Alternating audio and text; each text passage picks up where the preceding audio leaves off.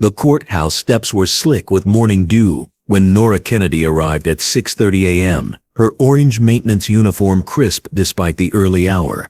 She pulled her cleaning cart from the supply closet, the metal wheels squeaking softly against the polished marble floor. To anyone watching, she looked like just another invisible worker, beginning her day in the shadows of justice. But Nora Kennedy was far from invisible. The courthouse steps were slick with morning dew when Officer Ryan Foster's boot connected with the cleaning cart, the metal shrieking as it tumbled down 3 concrete steps. Nora Kennedy dove to catch her falling supplies, but Foster's second kick caught her in the ribs, sending her sprawling across the wet pavement. "You're trash," he roared, grabbing a fistful of her orange uniform and hauling her to her feet, his other hand already moving toward his holster. The morning crowd of lawyers and citizens froze in horror as Nora's cleaning bucket shattered against the courthouse wall, dirty water and broken plastic exploding everywhere. Foster's fingers closed around his weapon's grip, his face twisted with rage as he pressed the barrel against Nora's temple. But in that split second, as his finger moved toward the trigger, Nora's hand shot up in a lightning-fast disarming move that sent the gun clattering down the steps. Foster's confident sneer vanished as he found himself face down on the concrete, his arm twisted behind his back in a federal-grade restraint hold, while the quiet cleaning lady he'd just assaulted stood over him with the cold professional stance of someone trained to take down targets far more dangerous than a corrupt small-town cop. This is Chains Broken, where we honor those who refuse to be silenced. If you believe courage deserves to be remembered, subscribe now and carry their legacy forward. 8 months earlier, Special Agent Nora Kennedy had walked into FBI headquarters in Washington, D.C., with a case file marked Project Rise and a determination that burned colder than winter rain. The missing teenagers from Millbrook County weren't just statistics, they were someone's children, and the pattern pointed to one inescapable truth. Local law enforcement wasn't just failing to protect them, they were involved in making them disappear. "Agent Kennedy," Deputy Director Harrison had said, sliding the classified folder across his desk. "This investigation will require deep cover. You'll be completely alone. No backup, no contact for months. Are you prepared for that level of isolation?" Nora had looked at the photos of 17 missing kids, all black, all from low-income families, all last seen in areas patrolled by the same group of officers. "I'm prepared to do whatever it takes." The maintenance job at Millbrook County Courthouse had been perfect cover, invisible enough to move freely, trusted enough to access restricted areas, and positioned precisely where the corruption network conducted their business. For 8 months, Nora had emptied trash cans, mopped floors, and listened. She had watched officers like Ryan Foster swagger through hallways with the confidence of men who believed themselves untouchable. She had been wrong about one thing. Foster wasn't just another corrupt cop taking bribes or planting evidence. He was the recruiter, the man who identified vulnerable targets and fed their information up the chain to whoever was orchestrating the disappearance. The badge on his chest wasn't protection for the community. It was camouflage for a predator. This morning, as Nora arranged her cleaning supplies with practiced efficiency, she felt the weight of the recording device hidden beneath her uniform.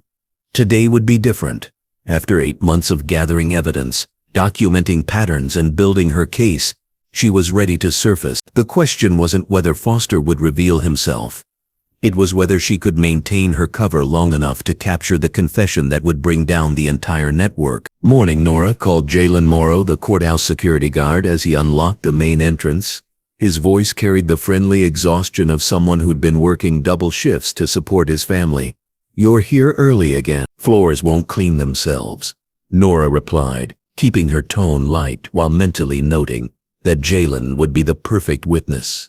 His security position meant he had access to cameras, schedules, and the kind of documentation that could verify everything she was about to document. As the first lawyers and courthouse employees began filtering through the entrance, Nora pushed her cart toward the steps where she had watched Foster conduct his morning routine for the past 3 weeks. Every Tuesday he arrived precisely at 7:15 a.m., parked in the same illegal spot, and used the courthouse steps as his personal stage to demonstrate power over anyone he deemed beneath him. The autumn air carried the scent of dying leaves and fresh coffee from the cafe across the street. Normal people were beginning normal days, unaware that the woman in the orange uniform was about to expose a corruption network that reached from local police departments all the way to federal agencies. Nora adjusted the small camera woven into her uniform collar and began her final performance as Millbrook County's invisible cleaning lady. In exactly 45 minutes,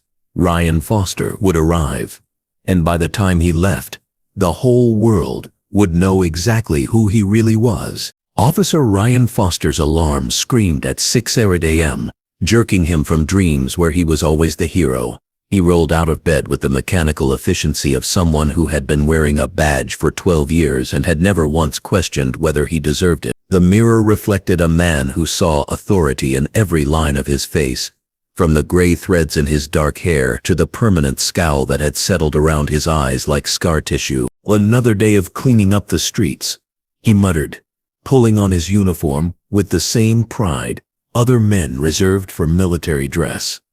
The badge pinned to his chest wasn't just metal and fabric.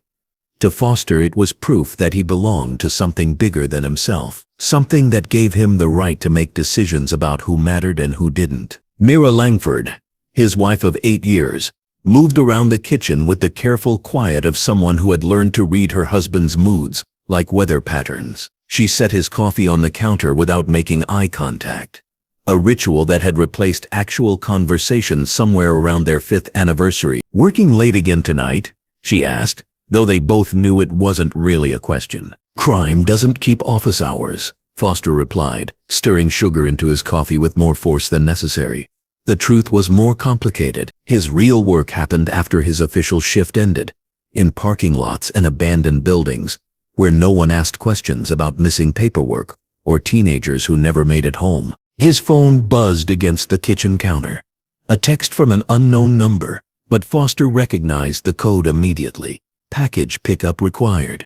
Usual location. Clean finish expected. The message would disappear in 60 seconds, leaving no digital trace of the instruction. Foster had learned to read these communications quickly during his 3 years working with the organization that had turned his badge from a public service tool into a private business license. The package was always the same. Information about potential targets who fit their specific criteria. Young, vulnerable, from families with no political connections and no resources to make noise when someone vanished. Foster deleted the message and finished his coffee, already planning his route to the courthouse. The morning pickup was routine, but the clean finish instruction was new. Someone higher up the chain was concerned about loose ends, witnesses who might have seen too much, or recordings that could surface at inconvenient times. As he backed his patrol car out of the driveway, Foster caught sight of Mrs. Chen from next door watering her garden. The elderly Korean woman had always made him uncomfortable, not because she had done anything wrong, but because she watched everything with the kind of attention that suggested she understood more than she let on. Today she didn't wait. The drive to the courthouse took Foster through the neighborhoods he had learned to see as a hunting ground, rather than a community to protect. The houses grew smaller and more run down as he moved away from his own subdivision, and the people on the streets shifted from commuters heading to office jobs to shift workers walking to bus stops and kids getting ready for school. Foster's radio crackled with morning dispatch calls. Domestic disturbance on Oak Street, possible break-in at the hardware store.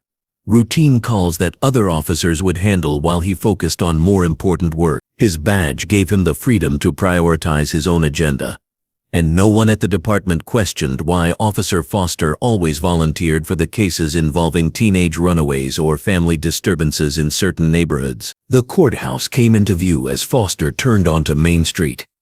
Its stone columns and American flag, designed to inspire confidence in justice.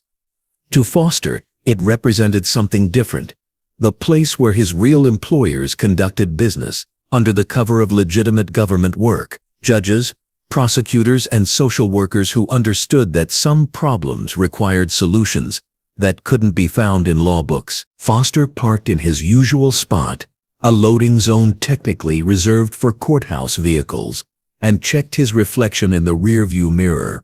The man staring back at him radiated the confidence of someone who had never been held accountable for anything. His uniform was pressed, his boots polished, his weapon secured in its holster with the easy familiarity of someone who viewed violence as a tool rather than a last resort. As he stepped out of his patrol car, Foster noticed the courthouse cleaning lady arranging supplies near the front steps. He had seen her before, a quiet black woman in an orange maintenance uniform, who kept her head down and seemed to understand her place in the world, the kind of person who made his job easier by staying invisible. Today she would serve a different purpose. Foster's phone had buzzed again during his drive. A follow-up message that clarified his morning instructions. Witness management required. Create incident. Document resistance. Justify response. Translation: someone wanted a distraction. A local news story that would dominate headlines, while more important business happened in the shadows.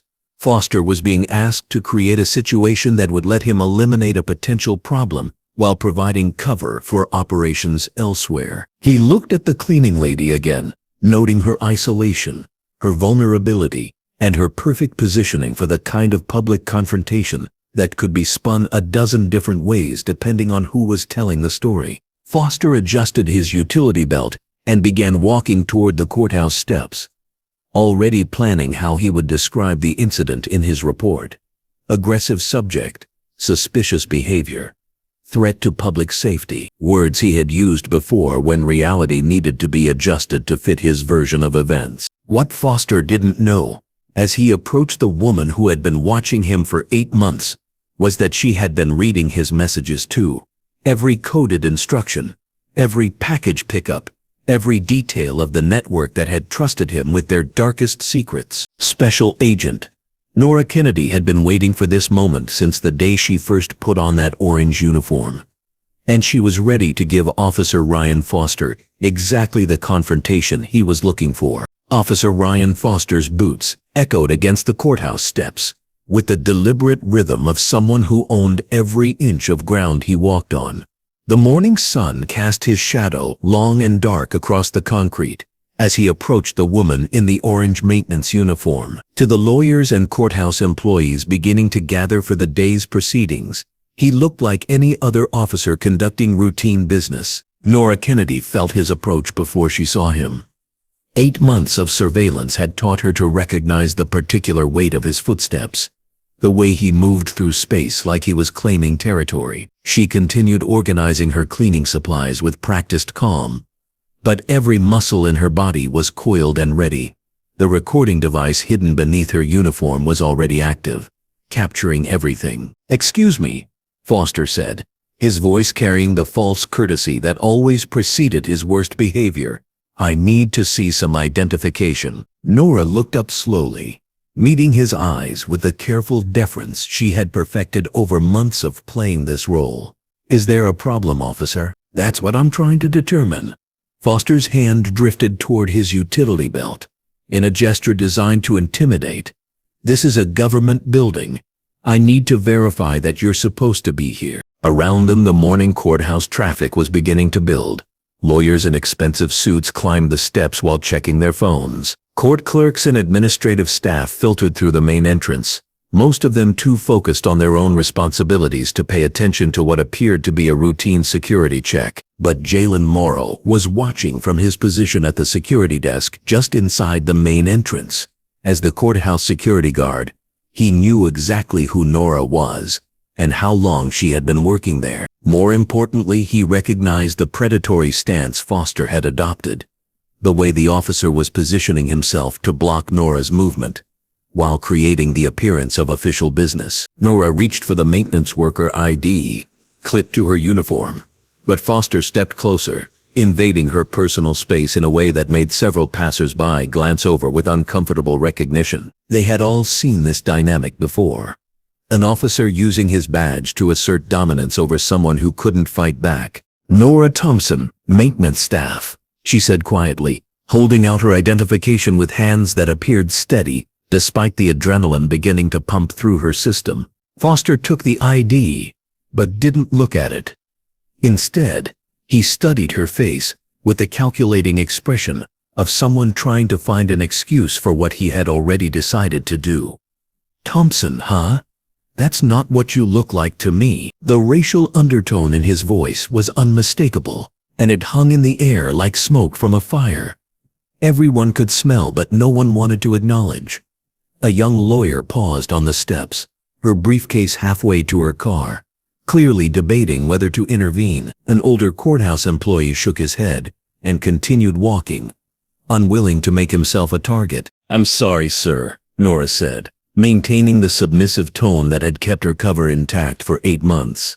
"I don't understand." "You don't understand?"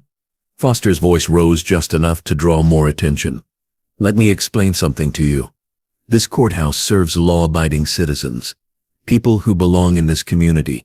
Not everyone has the right to just wander around here." The words landed like physical blows, each one calculated to strip away dignity while providing Foster with the emotional reaction he was looking for. Nora felt the familiar burn of rage that came from being treated like she was less than human, but she channeled that anger into focus. Every word Foster spoke was being recorded.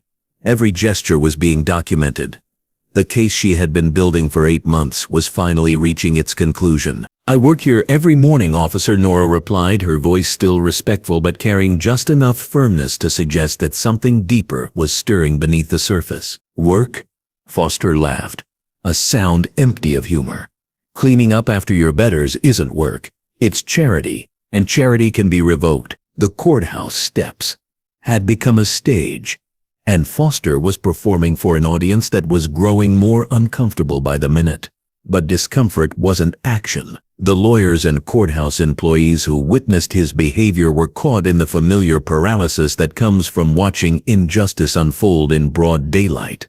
They knew what they were seeing was wrong, but they also understood that challenging a police officer could make them the next target. Foster reached out and grabbed Nora's cleaning cart, shaking it hard enough to rattle the supplies inside. "What's in here? You got anything you're not supposed to have?" "Just cleaning supplies, sir. Just cleaning supplies," Foster repeated mockingly. "That's what they all say. But I've been a cop for 12 years, and I know how to spot trouble when I see it." The crowd on the courthouse steps was growing larger, drawn by the raised voices and the obvious tension.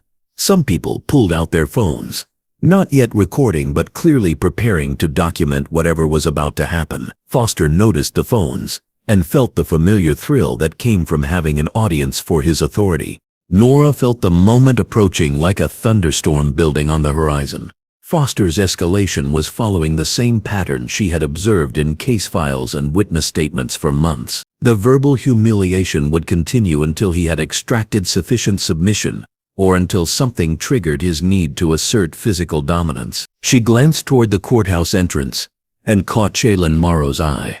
The security guard was standing now, his hand resting on his radio, clearly torn between his duty to maintain order and his reluctance to challenge a police officer. Their eye contact lasted only a second, but it was enough for Nora to confirm that at least one reliable witness was paying attention to everything Foster was doing. "I think there's been a misunderstanding," Nora said, beginning to rise from where she had been kneeling beside her cleaning cart. "I didn't tell you to stand up," Foster snapped, his hand moving to his weapon in a gesture that sent a chill through everyone watching. "When I'm talking to you, you stay where you are." The threat was explicit now, visible to everyone on the courthouse steps. Foster had crossed the line from harassment into something that looked very much like the prelude to violence. The phones in the crowd were no longer just ready. Several people had begun recording, capturing everything as Officer Ryan Foster prepared to show the world exactly who he really was. The courthouse steps fell silent, except for the sound of Ryan Foster's heavy breathing as he stared down at Nora Kennedy with eyes that had turned cold and predatory. The morning crowd of lawyers, clerks, and citizens had formed an unconscious semicircle around them, everyone sensing that they were about to witness something that would be impossible to forget. "You know what I think?" Foster said, his voice dropping to the dangerous whisper he used when he wanted his victims to understand exactly how powerless they were. "I think you're here to cause trouble. I think you're one of those people who doesn't know how to show proper respect. Nora remained kneeling beside her cleaning cart, her hands visible, her posture submissive, but her mind was cataloging every detail of Foster's behavior for the federal prosecution that would follow. The recording device beneath her uniform was capturing not just his words but the threatening tone, the escalating aggression, the textbook pattern of an officer creating justification for violence. "I'm just trying to do my job, sir," she replied, her voice carrying the exhausted resignation of someone who had endured this kind of treatment countless times before. "Your job?" Foster's laugh was harsh and ugly. "Your job is whatever I say it is." He stepped closer, and Nora could smell the coffee on his breath, could see the slight tremor in his hands that suggested he was running on adrenaline and poorly controlled rage. Behind him, someone in the crowd whispered urgently into a phone, probably calling for backup or reporting the incident. Foster was too focused on his target to notice. "Officer Foster." The voice cut through the tension like a blade. Judge Elara Finch was standing at the top of the courthouse steps, her black robes billowing in the morning breeze and her expression carrying the kind of authority that even corrupt cops had to acknowledge. "Is there a problem here?" Foster straightened, suddenly remembering that his behavior was being observed by someone who actually outranked him in the legal hierarchy.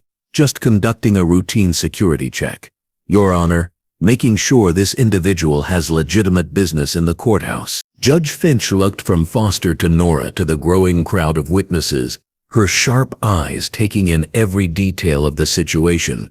As a federal judge with 20 years on the bench, she had seen enough police misconduct to recognize it even when it was disguised as official business. "Ms. Thompson has been cleaning this courthouse every morning for months," Judge Finch said, her voice carrying across the steps with perfect clarity.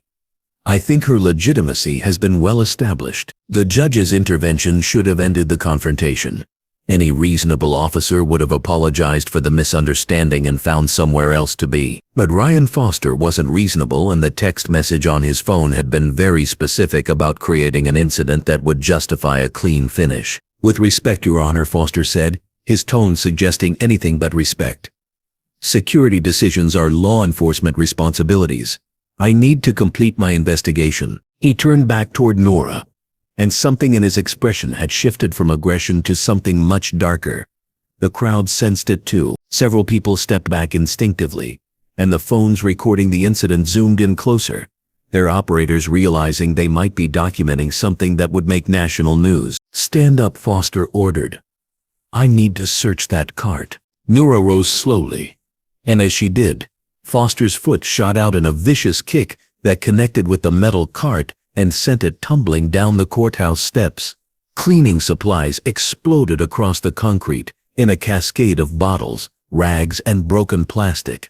The sound of metal striking stone echoed like gunshots, and several people in the crowd gasped audibly. "You're trash!"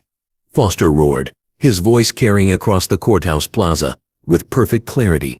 "All you people are good for is making messes for others to clean up." The words hit Nora like physical blows, but she remained standing, her hands still visible, her posture still controlled. Around them, the crowd was no longer just watching. They were recording, documenting, bearing witness to the kind of police behavior that destroyed lives and communities. Foster grabbed the front of Nora's orange uniform, his fingers twisting in the fabric as he jerked her forward.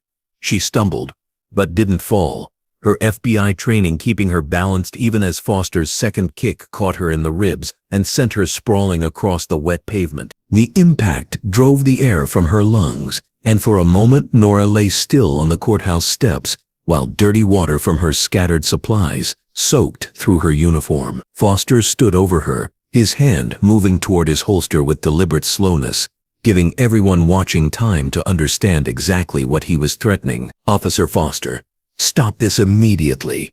Judge Finch's voice cracked like a whip, but Foster was beyond listening to judicial authority. His weapon was halfway out of its holster, his face twisted with a rage that had nothing to do with law enforcement and everything to do with the kind of hatred that had been festering in dark corners of his mind for years. "She resisted," Foster said, loud enough for the crowd to hear. "She attacked me. I have the right to defend myself. It was a lie so transparent that even his most sympathetic supporters couldn't have believed it.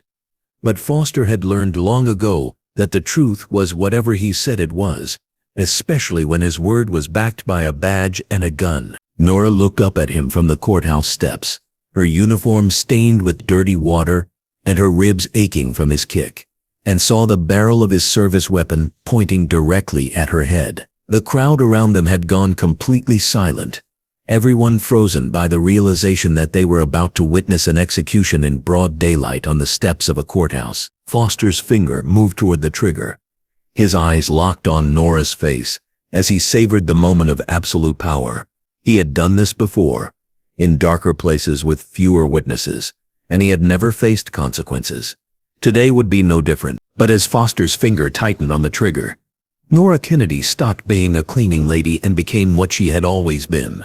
A federal agent trained in combat tactics and armed with 8 months of evidence that would bring down everyone connected to Ryan Foster's network. Her hand moved faster than the eye could follow, striking Foster's wrist with surgical precision and sending his weapon spinning across the courthouse steps. Before he could process what had happened, Nora was on her feet, her movements flowing with the deadly grace of someone who had spent years learning how to disable threats without hesitation. Foster found himself face down on the concrete, his arm twisted behind his back in a restraint hold that made resistance impossible, while the quiet cleaning lady he had just tried to murder stood over him with the cold professional composure of a predator who had finally revealed her true nature. The courthouse steps erupted in chaos as the crowd processed what they had just witnessed. But through it all, Special Agent Nora Kennedy remained perfectly calm, her voice cutting through the noise with crystal clarity as she spoke the words that would end Ryan Foster's career and begin the destruction of the corruption network he had served. Ryan Foster, you are under arrest. The courthouse steps transformed into a battlefield of scattered cleaning supplies and shattered assumptions as Officer Ryan Foster found himself immobilized beneath the knee of the woman he had just tried to execute. His service weapon lay 15 feet away, spinning slowly to a stop near the broken remains of Nora's mop bucket, while the mourning crowd processed what they had just witnessed with the stunned silence of people who had seen the impossible. "Don't move," Nora Kennedy said, her voice carrying the cold authority of someone accustomed to life and death situations. The restraint hold she had Foster locked in was perfect, applying just enough pressure to keep him completely helpless without causing permanent damage. Any resistance will be met with appropriate force. Foster's face was pressed against the concrete, his cheek grinding against grit and dirty water from the cleaning supplies he had kicked down the steps. The taste of blood filled his mouth from where he had bitten his tongue during Nora's takedown. But it was the taste of humiliation that burned worse than any physical pain. "Get off me," Foster gasped, his voice muffled by the pavement and distorted by rage. "I'm a police officer. You're assaulting a police officer." The crowd around them began to stir as phones continued recording and people started talking in urgent whispers. Someone was calling 911, their voice carrying across the courthouse plaza as they tried to explain a situation that defied easy description. A janitor had just disarmed and subdued a police officer on the courthouse steps, and nobody was quite sure whether they had witnessed a heroic act or a catastrophic crime. Judge Ilara Finch descended the courthouse steps with careful dignity, her black robes billowing as she approached the chaotic scene. At 62, she had presided over enough criminal cases to recognize professional combat training when she saw it, and the woman in the orange uniform had moved with the kind of precision that suggested military or federal law enforcement background. "Release him immediately," Judge Finch said, her voice cutting through the noise with judicial authority. "Whatever your grievances, this is not the way to address them." Nora looked up at the judge with eyes that held no apology, only the calm focus of someone executing a plan that had been months in the making. "Your Honor, I'm Special Agent Nora Kennedy, Federal Bureau of Investigation. This man is under arrest for assault, attempted murder, and conspiracy in connection with federal trafficking charges." The words hit the courthouse steps like lightning strikes, each one rewriting the narrative that everyone had been constructing in their minds. The quiet cleaning lady who had endured months of harassment was actually an undercover federal agent, and the police officer who had just tried to kill her was apparently the criminal. Judge Finch's expression shifted from stern authority to sharp interest as she processed this information. "Agent Kennedy, do you have credentials?" "In my left pocket," Nora replied, maintaining her hold on Foster while gesturing toward her uniform. "Along with a federal warrant for Officer Foster's arrest that was signed this morning by Judge Patricia Morrison of the Northern District." Jalen Morrow had abandoned his security desk and was now standing at the top of the courthouse steps, speaking urgently into his radio while keeping his eyes locked on the scene below. As courthouse security, he was responsible for maintaining order, but the situation had moved far beyond anything his training had prepared him to handle. "This is insane," Foster screamed, his voice cracking with desperation. "She's lying. Check her story. Run her prints. She's probably wanted for something." But even as he spoke, Foster's mind was racing through 8 months of interactions with the courthouse cleaning staff, trying to remember everything he had said or done in Nora's presence. The realization that he had been under federal surveillance for months was settling in like poison, bringing with it the understanding that his entire operation had been compromised. Detective Gemma Harlan's patrol car screeched to a halt at the base of the courthouse steps, her emergency lights painting the morning scene in flashes of red and blue. She had been only 3 blocks away when the 911 calls started pouring in, but nothing in the dispatcher's confused reports had prepared her for the sight of her colleague face down on the courthouse steps, with a maintenance worker kneeling on his back. Gemma stepped out of her patrol car, with her hand resting on her weapon, but she didn't draw it. Something about the scene felt wrong in ways that had nothing to do with standard police procedure. The woman holding Foster down was too calm, too professional, and the crowd of witnesses was recording everything with the kind of intensity that suggested they believed they were documenting something historic. "Ma'am, I need you to step away from Officer Foster immediately," Gemma called out, her voice carrying the practiced authority of someone who had been breaking up fights and managing chaos for 15 years. Nora looked up at the approaching detective and made a calculated decision that would either validate her months of investigation or destroy her career. "Detective Harlan, I'm Agent Kennedy.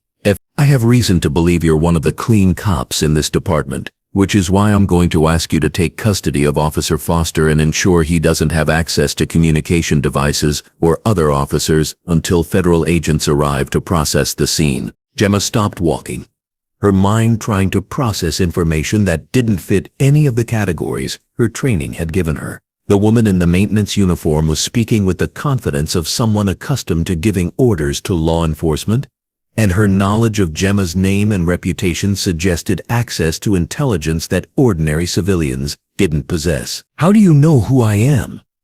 Gemma asked, her hand still resting on her weapon but her tone shifting from confrontation toward cautious interest. "Because you're one of only 3 officers in this department who aren't part of the corruption network that Officer Foster has been operating within," Nora replied. "Your internal affairs complaints against Captain Drake Harlan have been noted, as has your refusal to participate in evidence planting and your pattern of filing accurate reports even when they contradict the official narrative." The specificity of Nora's knowledge hit Gemma like cold water, bringing with it the realization that someone with serious resources had been investigating her department for a very long time. The complaints against Captain Harlan that Nora had referenced were confidential internal documents that only federal investigators should have been able to access. Around them, the crowd was growing larger as word of the incident spread through the courthouse and onto social media.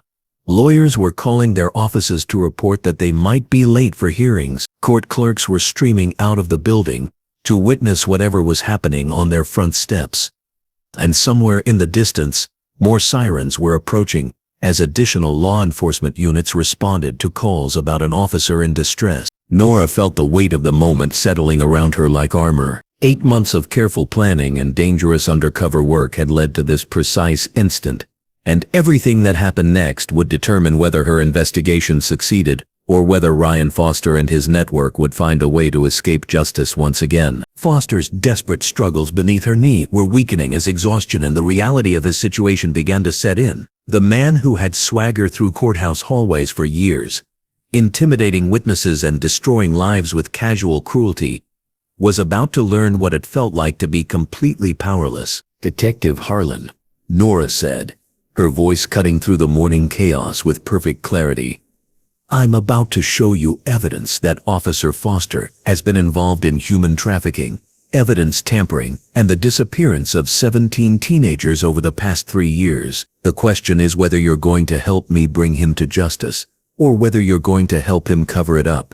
Detective Gemma Harlan stared at the chaos unfolding on the courthouse steps and felt her entire understanding of her job, her department, and her colleagues shifting like sand beneath her feet. In 15 years of law enforcement, she had investigated domestic violence, drug trafficking, and organized crime, but she had never been asked to arrest a fellow officer based on the word of someone who might be either an undercover federal agent or an extremely dangerous criminal. "I need to see those credentials," Gemma said, approaching cautiously while keeping her options open. "And I need to verify your identity before I do anything else."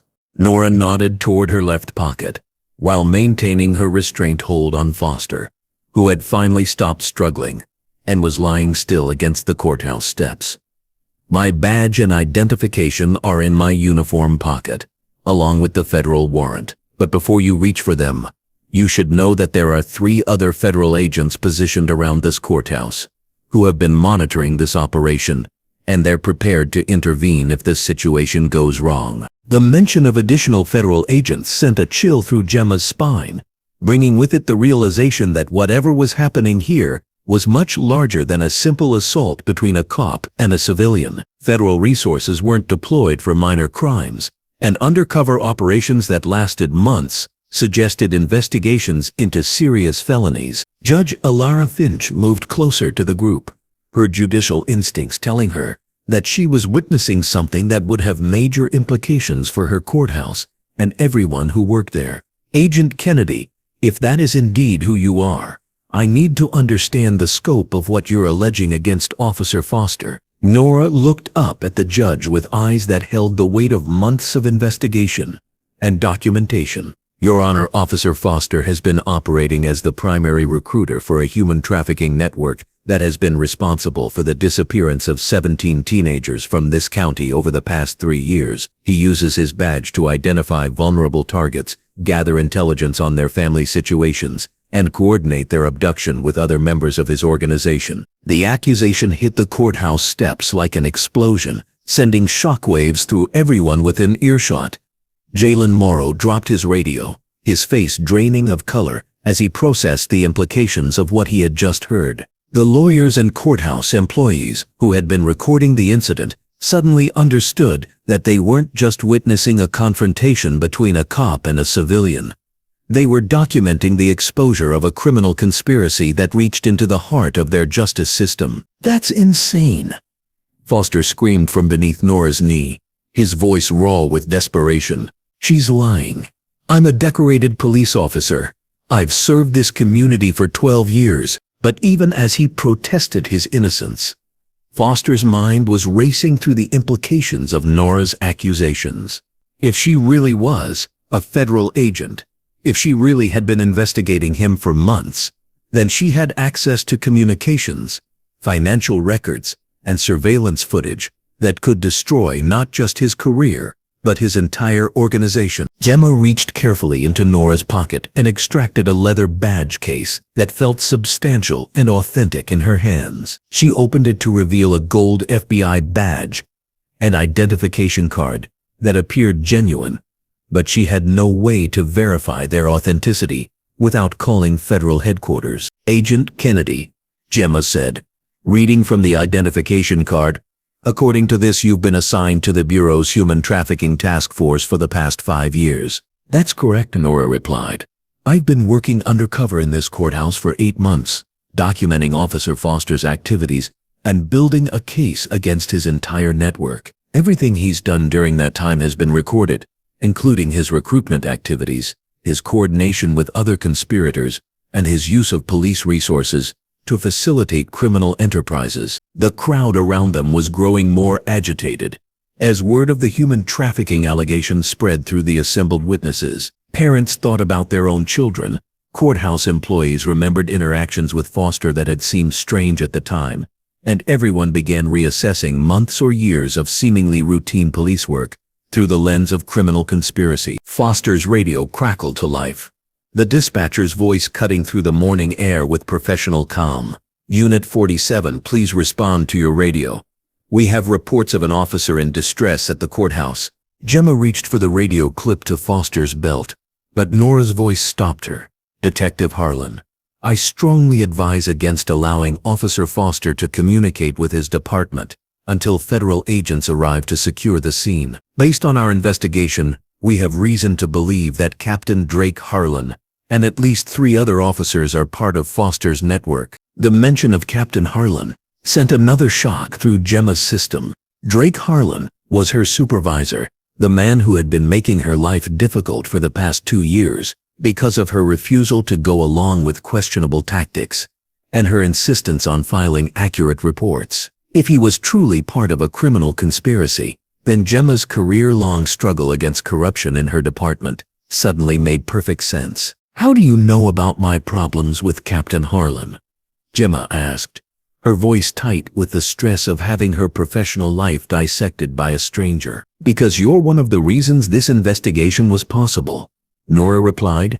"Your internal affairs complaints provided federal investigators with initial evidence of corruption in this department. Your reports documented patterns of evidence manipulation, witness intimidation, and case dismissals that helped us understand the scope of what we were dealing with." 3 black SUVs with tinted windows pulled into the courthouse parking lot, their arrival perfectly timed to support Nora's claim that federal backup was standing by. The vehicles disgorged men and women in FBI windbreakers, who moved with the coordinated efficiency of a tactical team that had been rehearsing this moment for months. Special Agent Marcus Webb approached the courthouse steps with the measured stride of someone accustomed to taking control of chaotic situations. At 45, he had been leading federal task forces for over a decade, and his presence brought with it the weight of institutional authority that even corrupt local officials had to respect. "Detective Harlan," Agent Webb said, displaying his credentials as he approached. "I'm Agent Webb, FBI.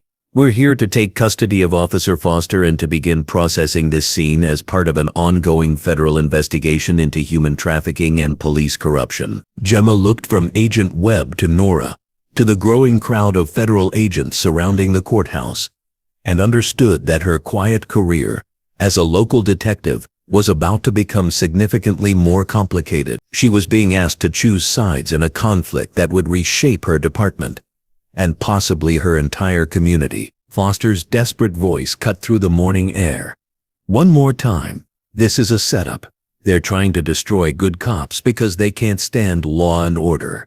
Don't let them do this." But his protests were falling on increasingly deaf ears as the federal agents took positions around the courthouse and began the methodical process of securing evidence and witnesses. 8 months of investigation were about to become public, and Officer Ryan Foster was about to learn that sometimes the people you think are powerless are actually the ones holding all the power. Nora Kennedy stood up slowly, releasing her restraint hold as Agent Webb and 2 other federal agents took custody of Foster. Her orange maintenance uniform was stained with dirty water and torn in places, but her posture radiated the quiet satisfaction of someone who had just completed a job that had taken months of dangerous work. "Agent Kennedy," Judge Finch said, her voice carrying a mixture of respect and concern, "I think we need to discuss the implications of what you've uncovered for the cases that have been processed through this courthouse." Nora nodded, understanding that the investigation was far from over. Foster's arrest was just the beginning of a process that would examine every case he had been involved in, every arrest he had made, and every piece of evidence he had handled during his 12 years as a police officer. But for now, as federal agents led Ryan Foster away in handcuffs and the courthouse crowd dispersed to share their recordings with the world, Nora Kennedy allowed herself a moment of satisfaction. The man who had terrorized vulnerable people while hiding behind a badge was finally facing justice, and the network he had served was about to be exposed to the light. The morning sun climbed higher over the courthouse steps, burning away the shadows where corruption had hidden for too long. 3 months earlier, FBI headquarters in Washington, D.C. had been buzzing with the kind of controlled urgency that marked the beginning of major federal investigations. In a sterile conference room on the 7th floor, Special Agent Nora Kennedy sat across from Deputy Director Harrison, studying crime scene photos and missing person reports that painted a picture of systematic evil operating beneath the surface of small-town America. Millbrook County has the highest rate of missing teenagers in the state, Deputy Director Harrison said, his fingers drumming against the conference table with nervous energy. 17 kids in 3 years, all from low-income families, all black or Hispanic, all last seen in areas patrolled by the same group of officers. Nora spread the photographs across the table, each one showing a young face that had been reduced to a case file and a family's nightmare. Marcus Williams, 16, last seen walking home from his job at a grocery store. Keisha Johnson, 15, who vanished after school while waiting for a bus that never came. Devin Chen, 17, whose bicycle was found abandoned near the courthouse with no trace of where he had gone. The local police aren't investigating, Harrison continued. Missing person reports are filed, perfunctory searches are conducted, and then the cases go cold. The FBI field office in Pittsburgh started noticing patterns when families began calling us directly, claiming local law enforcement wasn't taking the disappearances seriously. Agent Marcus Webb, who would later coordinate Nora's extraction from the courthouse steps, leaned forward in his chair with the intensity of someone who had been tracking these cases for months. We ran financial analysis on the officers involved in the initial investigations. Ryan Foster, Drake Harlan, and 3 others have been making deposits to offshore accounts that correlate with the timing of each disappearance. The conference room fell silent, except for the hum of fluorescent lights and the distant sound of traffic 7 floors below. Nora studied the timeline Webb had constructed, noting the precision with which the criminal network operated. Each disappearance followed the same pattern. A vulnerable teenager would be identified, surveillance would be conducted to establish their routines, and then they would vanish during a narrow window when law enforcement response would be delayed or misdirected. Project Rise, Harrison said, sliding a classified folder across the table. That's what they call themselves. We've intercepted communications, suggesting this isn't just a local operation. They're connected to trafficking networks across 6 states, with clients who pay premium prices for specific types of victims. Nora opened the folder and felt her blood turn cold as she read operational details that revealed the scope of what they were investigating. Project Rise wasn't just kidnapping teenagers. They were operating a supply chain that treated human beings like commodities, with law enforcement officers serving as both procurement specialists and protection from investigation. The corruption runs deep, Webb added, pointing to organizational charts that showed connections between local police, county prosecutors, and federal employees. Foster and his team don't just grab kids off the street. They identify potential victims through official channels, use police databases to research family backgrounds, and coordinate with social services to ensure that disappearances won't trigger effective searches. The methodology was sophisticated and horrifying in its efficiency. Officers like Foster would target teenagers who were already marginalized by poverty, family dysfunction, or immigration status. They would file reports claiming these kids were runaways or had histories of criminal behavior, creating official narratives that discouraged serious investigation when they vanished. Casing 017, Harrison said, referencing the classified file that had launched the broader investigation. That's the designation for a similar operation that was exposed in Georgia 20 years ago. Same targeting criteria, same law enforcement involvement, same systematic cover-up. We thought we had destroyed the network, but apparently it just moved to new territory. Nora absorbed the information with the clinical focus that had made her one of the Bureau's most effective undercover agents.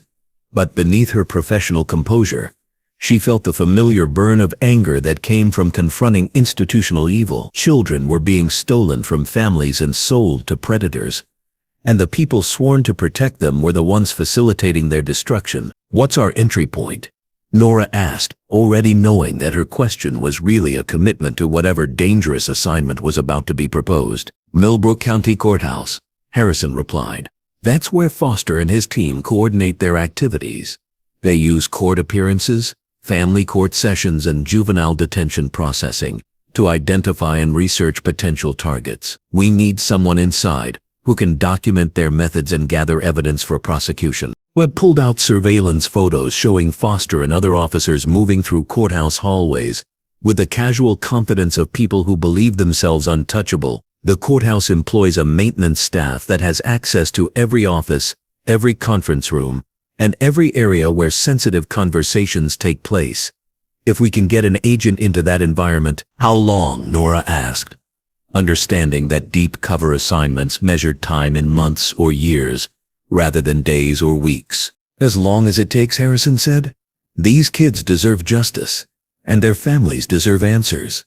But more importantly, we need to document the entire network before we move against it. If we arrest Foster without understanding the full scope of the operation, the rest of the conspiracy will disappear into other jurisdictions." The weight of the assignment settled around Nora like armor as she studied the missing person files.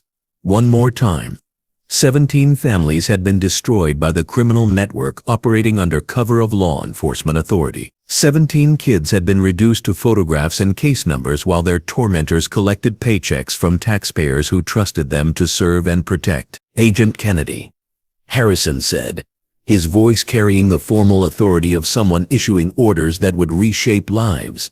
"You'll be inserted as Nora Thompson, maintenance worker, hired through a temporary employment agency that we've established for this operation. Your background will show a history of cleaning jobs, financial difficulties, and the kind of vulnerability that makes law enforcement officers either protective or predatory." The irony wasn't lost on any of them. To catch predators who targeted the powerless, Nora would have to become powerless herself, at least in appearance. She would have to endure harassment, degradation, and threats while maintaining her cover and building a case that could withstand federal prosecution. 8 months later, Webb said, bringing the briefing back to the present moment, "We're about to find out whether it was worth it." Now standing on the courthouse steps, as federal agents processed the scene, and Ryan Foster was loaded into a transport vehicle, Nora reflected on the months of careful planning that had led to this moment. Every morning spent mopping floors and emptying trash cans had been an act of justice for 17 missing kids and their families. The investigation was far from over. Foster's arrest would trigger a cascade of searches, interrogations, and prosecutions that would take years to complete. But the first domino had fallen, and the network that had operated in darkness was about to be dragged into the light. As Agent Webb approached with a secure phone for Nora to call Washington and report the successful conclusion of her undercover assignment, she allowed herself a moment of satisfaction. Ryan Foster would never hurt another child, and Project Rise's recruitment operation in Millbrook County was finished forever. In the secure command post that FBI technicians had established in a rented warehouse 3 miles from the Millbrook County Courthouse, banks of computers hummed with the activity of agents processing 8 months of surveillance data. Every conversation Nora had recorded, every photograph she had taken, and every document she had copied was being cataloged, analyzed, and prepared for prosecution. Special Agent Sarah Chin, the Bureau's lead digital forensic specialist, stared at her monitors with the focused intensity of someone translating electronic evidence into human justice.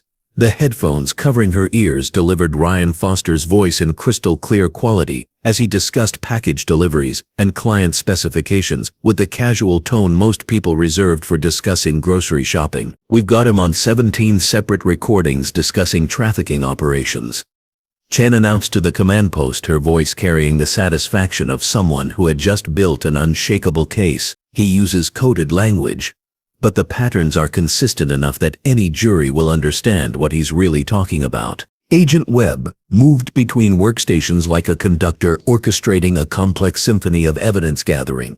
The Foster arrest was just the beginning of an operation that would ultimately involve raids on safe houses, financial institutions, and corrupt officials across multiple states. But everything depended on the quality of evidence that Nora had gathered during her months undercover. "What about the client communications?" Webb asked, leaning over Chen's shoulder to study encrypted message logs that had been extracted from Foster's personal devices. "That's where it gets interesting," Chen replied, pulling up a series of communications that had been decoded by the Bureau's cryptography unit. Foster wasn't just grabbing random kids. He was filling specific orders from clients who requested particular physical characteristics, family backgrounds, and psychological profiles. The revelations sent a chill through the command post, as agents realized they were dealing with a trafficking network that operated like a sophisticated business, complete with customer service, inventory management, and quality control. The missing teenagers hadn't been victims of random crime. They had been products ordered by customers who paid premium prices for children who met specific criteria. Detective Gemma Harlan sat in the corner of the command post, still processing the information that was reshaping her understanding of her own department and community. As one of the few clean cops in Millbrook County, she had been recruited by federal agents to help coordinate the local response to Foster's arrest. But every revelation about the scope of the corruption was hitting her like a physical blow. "How long has this been going on?" Gemma asked, her voice tight with the kind of anger that comes from realizing you've been surrounded by monsters without knowing it. "Based on the financial records we've recovered, at least 5 years," Agent Webb replied.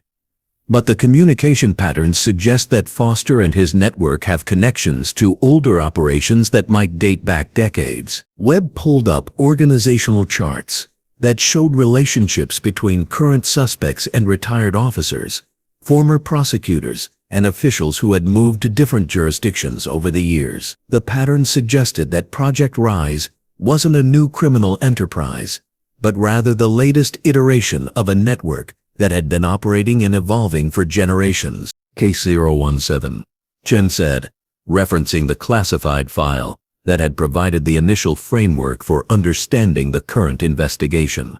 "We're seeing the same command structure, the same recruitment methods, and the same client base that we documented in Georgia 20 years ago." The Georgia operation had been exposed when a local reporter had started investigating the disappearance of children from foster care, ultimately uncovering a network that included police officers, social workers, and federal officials. The prosecutions had been successful, but apparently the network had simply relocated and adapted rather than being destroyed. On the main display screen, security footage from the courthouse, steps played in slow motion, showing the moment when Nora had disarmed Foster and revealed her true identity. But for the agents processing the digital evidence, that dramatic confrontation was just the visible tip of an investigative iceberg that extended deep into the darkest corners of institutional corruption. "Agent Kennedy's recordings gave us everything we need to prosecute Foster," Chen announced, removing her headphones and turning to address the command post. "But more importantly, they gave us the intelligence we need to identify and locate his clients." The client list was a who's who of wealthy and powerful individuals who had used their resources to purchase access to trafficked children. Politicians, business executives, entertainment industry figures, and professionals from every sector of society had been paying Project Rise for services that destroyed lives while serving their twisted appetites. "How many victims are we talking about?" Gemma asked, dreading the answer but needing to understand the scope of what her department had been protecting. 17 confirmed disappearances in Millbrook County, Webb replied. "But if this network is connected to similar operations in other states, we could be looking at hundreds of victims across multiple decades." The weight of those numbers settled over the command post like a shroud, bringing with it the understanding that Foster's arrest was just the beginning of a much larger reckoning. Every client would need to be identified and prosecuted. Every victim would need to be located and rescued. Every corrupt official would need to be exposed and removed from positions of authority. Meanwhile, on social media platforms across the country, Cell phone videos from the courthouse steps were spreading with viral intensity. The footage of a police officer assaulting a cleaning lady, followed by her dramatic revelation as an undercover FBI agent, was generating millions of views and thousands of comments from people who saw the incident as symbolic of larger problems with law enforcement and institutional corruption. Courthouse justice was trending on multiple platforms, with users sharing their own experiences of police misconduct and their support for the agent who had risked her life to expose the truth. The viral spread of the story was generating pressure for investigations into police departments across the country, as people began questioning whether their own communities might be harboring similar networks of corruption. But the social media attention was also creating security concerns for federal investigators who needed to protect ongoing operations and ensure that other members of Foster's network didn't have time to destroy evidence or eliminate witnesses. The balance between public transparency and operational security was delicate, requiring careful coordination between FBI public affairs specialists and the agents managing the investigation. "We need to move fast," Webb announced to the command post. "Foster's arrest is going to trigger panic throughout his network. We have maybe 48 hours before they start destroying evidence and disappearing. The next 2 days would determine whether 8 months of undercover work would result in the dismantling of a major trafficking network or whether Foster would be treated as an isolated case while his conspirators escape to continue their operations elsewhere." Agent Chen saved her analysis files and began preparing evidence packages for federal prosecutors who would soon be filing charges against suspects across multiple states. The digital trail that Nora had documented would become the foundation for prosecutions that could result in hundreds of years of prison sentences for people who had built fortunes by destroying children's lives. In holding cells across the region, other members of Foster's network were about to receive visits from federal agents carrying search warrants and arrest warrants based on evidence that Nora Kennedy had gathered while pretending to be invisible. The courthouse cleaning lady had been watching everything, and now the whole world was about to learn what she had seen. Captain Drake Harlan's office felt smaller than usual as he stared at his computer screen, watching cell phone footage of Ryan Foster's arrest play for the 100th time in 2 hours.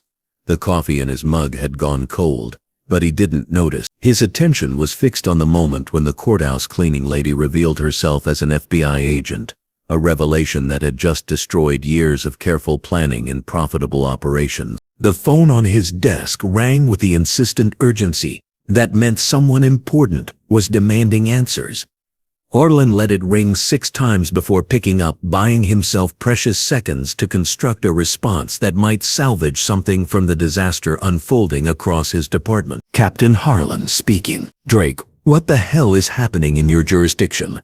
The voice belonged to Assistant District Attorney Patricia Morrison, a woman who had been instrumental in ensuring that certain cases never reached trial and that certain evidence never saw daylight. "I'm seeing reports about human trafficking charges in federal investigations.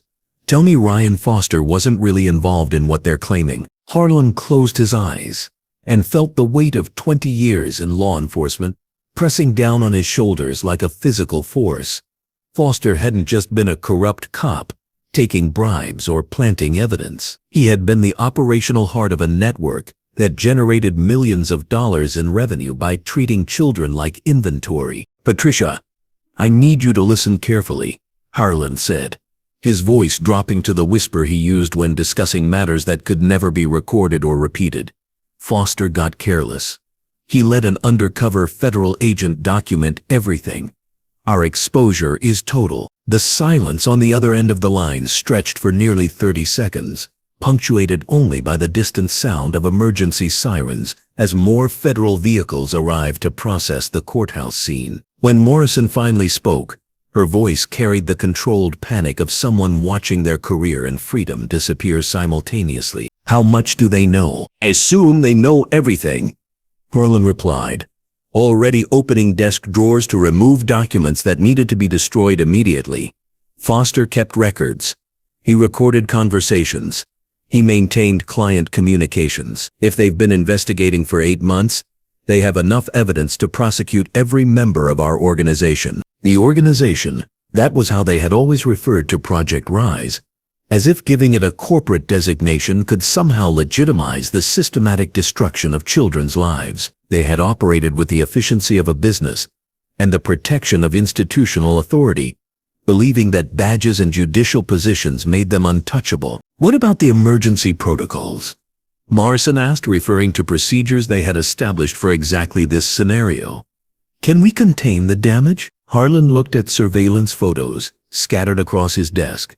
Images that showed Foster meeting with clients, coordinating with other officers, and conducting the business that had made them all wealthy while destroying families. The emergency protocols assumed they would have time to destroy evidence and coordinate alibis. But federal agents were already seizing documents and arresting suspects across multiple counties. It's too late for containment, Harlan admitted, feeling the words stick in his throat like poison. We need to focus on individual survival now. Across town, Mayor Robert Fleming was conducting his own damage control session, trying to understand how a routine police incident had exploded into a federal investigation that threatened to destroy the political machine he had spent decades building. His office overlooked the courthouse square, giving him a perfect view of the FBI vehicles and crime scene tape that were transforming his jurisdiction into a symbol of corruption. Get me everything we have on this supposed FBI agent, Fleming barked into his phone, speaking to his chief of staff with the angry desperation of someone watching his political future evaporate in real time. I want her background, her assignment history, and any dirt we can find to discredit her testimony. But even as Fleming spoke, he understood that traditional political damage control wouldn't work against federal law enforcement. The FBI didn't care about local political connections or campaign contributions. They had spent 8 months building a case that would be decided in federal court, where Fleming's influence was worthless. The viral spread of courthouse footage was generating pressure that no amount of spin control could manage. National news outlets were picking up the story, framing it as evidence of systemic corruption in small-town America. Civil rights organizations were demanding investigations into police departments across the region, and federal prosecutors were preparing cases that would send shockwaves through law enforcement agencies nationwide. Fleming's phone rang with calls from political allies, business partners and media representatives who wanted explanations he couldn't provide and assurances he couldn't give.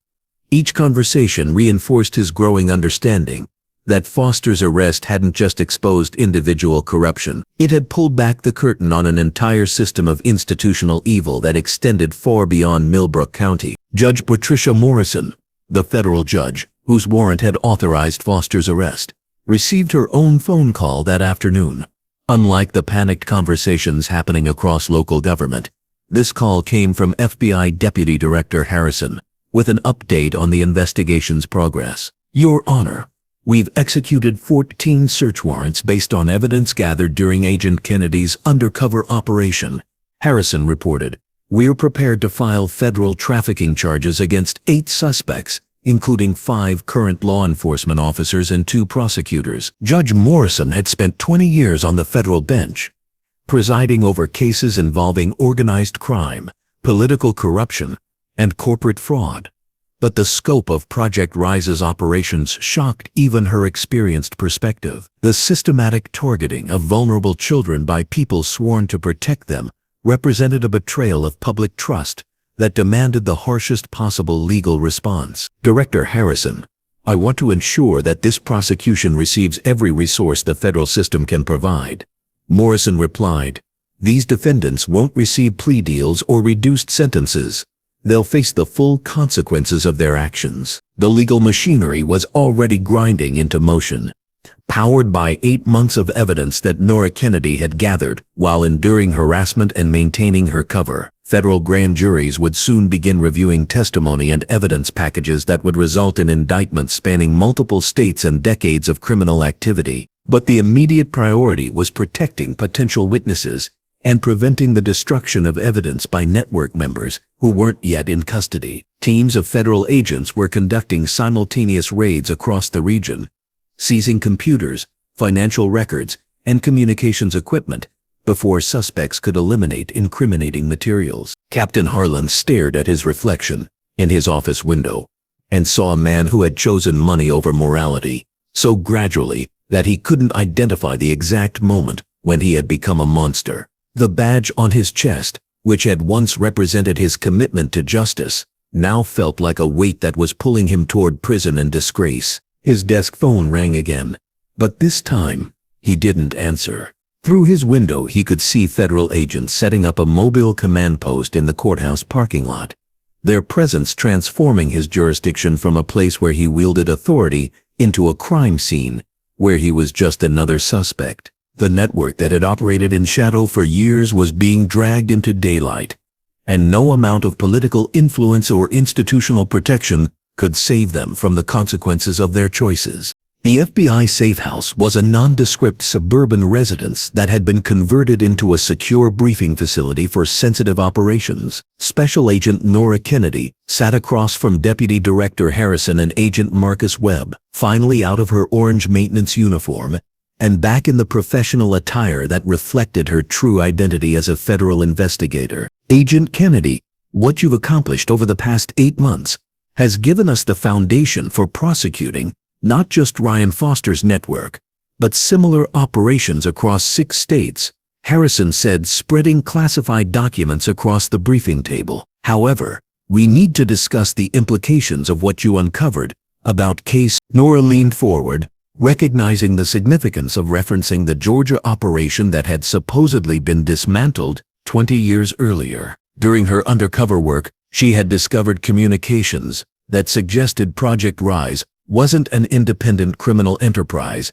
but rather a continuation of the network that federal investigators thought they had destroyed in the night. The client communications I recorded show connections to individuals who were involved in the original Case 017 prosecutions, Nora reported. Some of them were supposed to be in federal prison. Others were supposed to be dead. Webb pulled up personnel files on his laptop, displaying photographs of men and women who had been convicted of trafficking charges decades earlier. Jerome Matthews, convicted in 1998, supposedly died in federal prison but we have recordings of Foster taking orders from someone using Matthews' distinctive speech patterns and inside knowledge of law enforcement procedures. The revelation sent a chill through the briefing room as the 3 agents processed the implications of what they were discussing. If Case 0117 suspects had faked their deaths or escaped from federal custody, then the network's resources and connections extended far beyond what anyone had previously understood. How many victims are we really talking about? Nora asked, already dreading the answer. Harrison opened a file marked with the highest classification levels, revealing intelligence that had been gathered over years of investigation into institutional corruption. Based on financial analysis and communication intercepts, we estimate that the combined networks have been responsible for over 300 disappearances across 15 states over the past 2 decades. 300 children, 300 families destroyed, 300 lives stolen by people who used badges, judicial positions, and government resources to operate the most sophisticated trafficking network in American history. The revenue streams are staggering, Webb added, displaying financial records that showed money flowing through dozens of accounts in multiple countries. We're not just investigating local corruption, we're looking at an international criminal enterprise that generates hundreds of millions of dollars annually. Nora absorbed the information with the professional focus that had carried her through 8 months of dangerous undercover work. But beneath her composure, she felt the weight of understanding that Foster's arrest had exposed something much larger and more horrific than anyone had initially realized. What's our next step? She asked, already knowing that her undercover assignment was just the beginning of a much longer and more dangerous investigation. Project Rise has operational cells in major cities across the country, Harrison replied, pulling up surveillance photographs that showed meetings between suspects in locations ranging from Los Angeles to New York. We need to coordinate simultaneous operations to prevent the network from adapting and relocating again. The photographs showed men and women in expensive suits conducting business in restaurants, hotels, and private clubs where their wealth and social status provided perfect camouflage for their criminal activities. They had learned from the mistakes that led to the Georgia prosecutions developing more sophisticated communication methods and compartmentalized operations that made detection and prosecution more difficult. Agent Kennedy, your success in Millbrook County has demonstrated that long-term undercover infiltration is the most effective method for gathering evidence against these networks. Harrison continued, we're prepared to offer you command of a task force that would coordinate similar operations in multiple jurisdictions simultaneously. The offer represented the kind of career advancement that ambitious federal agents dreamed about. But Nora understood that accepting would mean years of dangerous assignments, psychological stress, and isolation from normal life. It also meant the opportunity to save hundreds of children and destroy a criminal network that had operated with impunity for decades. How many agents would we be talking about? Nora asked, already beginning to think strategically about resource requirements and operational coordination. 15 undercover agents, with full support teams in each jurisdiction, Webb replied.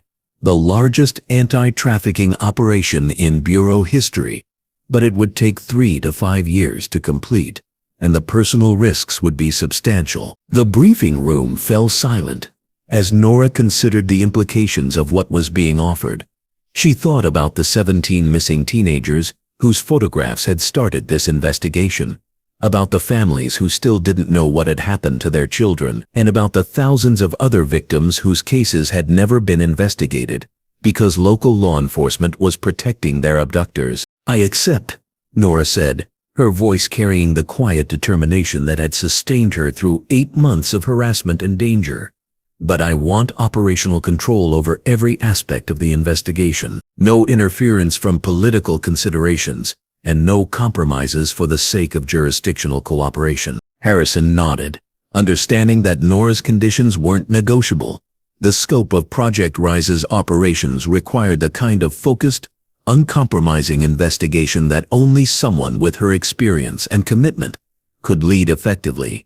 Agent Kennedy, you'll have everything you need, Harrison promised.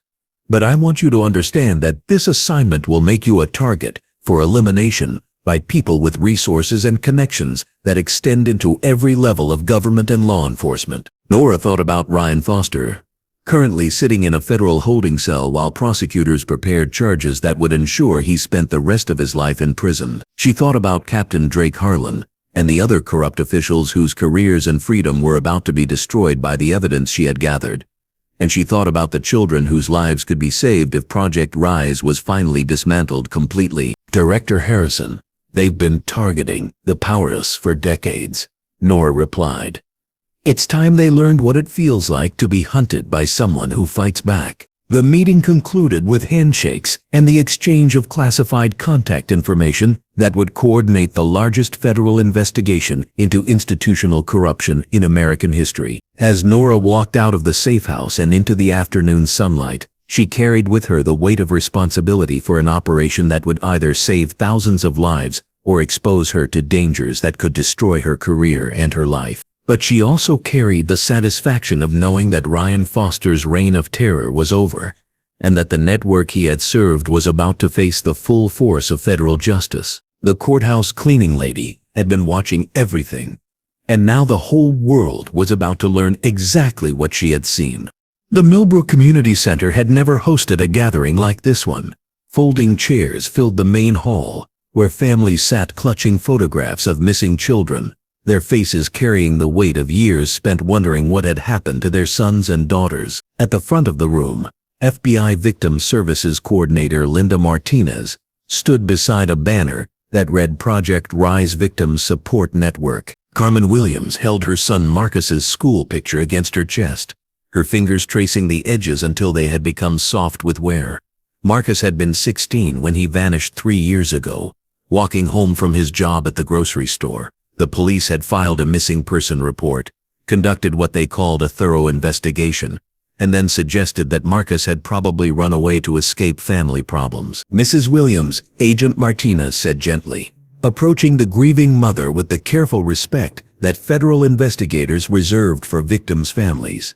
"We know what really happened to Marcus. Officer Foster's records show that your son was specifically targeted because of his work schedule and family situation." The words hit Carmen like physical blows, confirming suspicions she had harbored for years despite official assurances that everything possible had been done to find her son. She had known something was wrong when police stopped returning her calls, when searches were mysteriously canceled, and when officers started suggesting that Marcus had been involved with drugs or gangs despite having no evidence to support those claims. "Where is he?" Carmen asked, her voice barely above a whisper. "Is my baby still alive?" Agent Martinez sat down beside Carmen, her own eyes reflecting the pain of delivering information that no parent should ever have to hear.